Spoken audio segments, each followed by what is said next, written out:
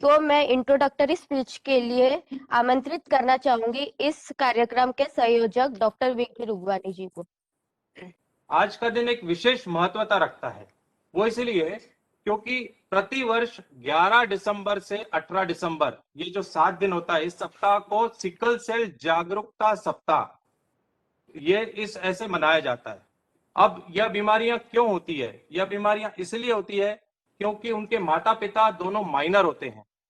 Minor व्यक्ति एकदम normal होता है। एक जब थैलेसीमिया माइनर या सिकल सेल माइनर का ट्रेट का जो व्यक्ति है, पुरुष है, वो एक सिकल सेल ट्रेट की स्त्री से विवाह करता है तो बच्चे को सिकल सेल डिजीज हो जाती है। यानी दोनों माता पिता एकदम नॉर्मल होते हैं लेकिन बच्चे को बीमारी हो जाती है। तो हम ये कह सकते हैं कि इस बीमारी को 100% रोका जा सकता है।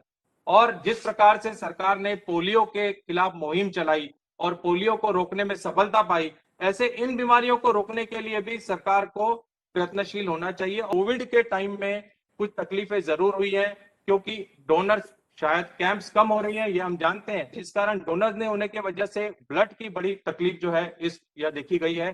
कुल मिलाकर यह जो थैलेसीमिया और सिकल सेल यह जो बीमारियां हैं, हम सोच सकते हैं कि जिसके परिवार में यह बीमारी होगी तो उस परिवार के ऊपर क्या गुजरती होगी, उन परिवार की आर्थिक स्थिति, उनकी मानसिक स्थिति क्या होगी। We have started with hemoglobinopathies program in the country, and today we can proudly say कि 31 states are implementing the program in a bigger way. So sir, उस प्रोग्राम के तहत हम लोग ने स्क्रीनिंग शुरू की है, जो बच्चों की स्क्रीनिंग, महिलाओं की स्क्रीनिंग, जो सबसे इम्पोर्टेंट है अगर हम प्रिवेंशन की बात करें तो we have started with the screening program. और थैलेसीमिया के भी पेशेंट को हम फ्री ऑफ कॉस्ट ब्लड देते हैं, उसके लिए जो चिलेशन लगता है वो भी हम फ्री ऑफ कॉस्ट देते हैं सर। और इसका काउंसलिंग भी चालू है। हाँ, नेक्स्ट ईयर में हम सीवीएस टेस्टिंग और काउंसलिंग का ये ज्यादा ध्यान देके हम पीआईपी में वो इंक्लूड करने वाले हैं। तो अपने माननीय मंत्री जी, कैबिनेट मिनिस्टर श्री नितिन जी गडकरी जी का धन्यवाद करना चाहूंगा। जैसा मुझे मालूम पड़ा है कि आप तो थैलेसीमिया और सिकल सेल बच्चों के लिए पहले भी योगदान करते रहे हैं और आगे भी करेंगे। सबसे अच्छा मुझे लगा कि आपने कई न्यू इनिशिएटिव, नई बातें जो बताई हैं जिसपे सरकार काम कर सकती है, और उसके लिए हमारे विनीता जी हैं हमारे साथ काम करने के लिए।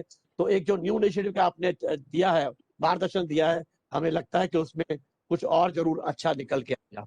मैं आमंत्रित करना चाहूंगी ऑनरेबल श्री नितिन गडकरी जी को कि वे हमारा मार्गदर्शन करें व हम सभी पेशेंट का हौसला बढ़ाएं। National coordinator doctor Vinita Srivastava, doctor मेरे मित्र डॉक्टर विंकी रुगवानी, डॉक्टर केंद्रे,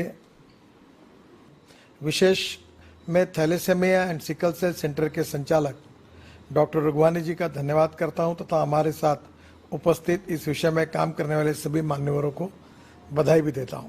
ब्लड डोनेशन की संख्या बढ़ाकर लोगों में अवेयरनेस करके वो थैलेसेमिया सिकल सेल वाले पेशेंट के लिए ब्लड डोनेट करें, इस प्रकार का भी कोई कैंपेन विंकी जी चला सके तो जरूर करिए उसको। कि प्रधानमंत्री आयुष योजना में क्या हम इसको इंक्लूड करके ये बोन मैरो ट्रांसप्लांटेशन के लिए हम गरीब लोगों को ये सहूलियत दे सकते हैं क्या? इसके बारे में जो 8 हॉस्पिटल आपने डिसाइड किए हैं, क्या ये संख्या बढ़ सकती है क्या?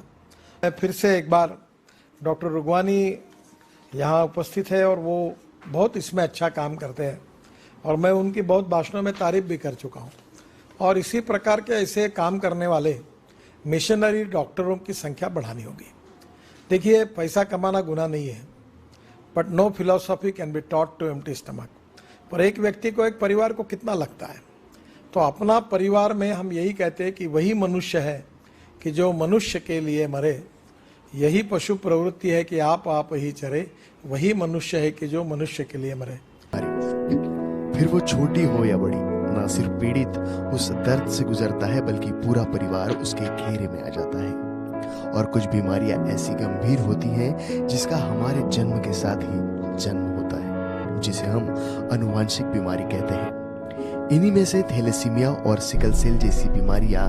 थैलेसीमिया की अगर बात करें तो इस बीमारी में पीड़ित को जिंदगी भर रक्त देने की आवश्यकता पड़ती है। और जैसे जैसे उम्र बढ़ती है रक्त की आवश्यकता भी बढ़ जाती है। मतलब थैलेसीमिया बीमारी की कई जांच और दवाइयां महंगी होती है। ऐसे में तकलीफ के साथ साथ परिवार को आर्थिक तंगी से भी गुजरना पड़ता है। इस बीमारी का अगर कभी भविष्य में सामना ना करना हो और इसे रोकना हो तो बस एक ही उपाय है। शादी से पहले हर युवक और युवती को थैलेसीमिया माइनर की जांच अवश्य कर लेनी चाहिए, क्योंकि जब एक थैलेसीमिया माइनर पुरुष एक थैलेसीमिया माइनर स्त्री से विवाह करता है तो उनको होने वाली संतान को थैलेसीमिया मेजर जैसी घातक बीमारी हो जाती है। ठीक इसी तरह काफी हद तक सिकल सेल भी है। यह भी एक आनुवांशिक बीमारी है।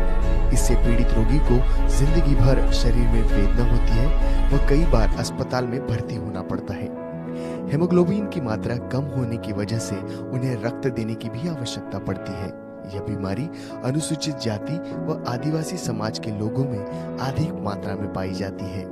थैलेसीमिया जैसे ही सिकल सेल डिसीज में भी एसएस पैटर्न का बच्चा तभी पैदा होता है जब उसके माता पिता दोनों सिकल सेल ट्रेट हो। इसीलिए विवाहित जीवन की शुरुआत करने से पहले सिकल सेल ट्रेट की जांच अवश्य कर लेना चाहिए। समाज को इन गंभीर बीमारियों के लिए जागरूक होने की जरूरत है।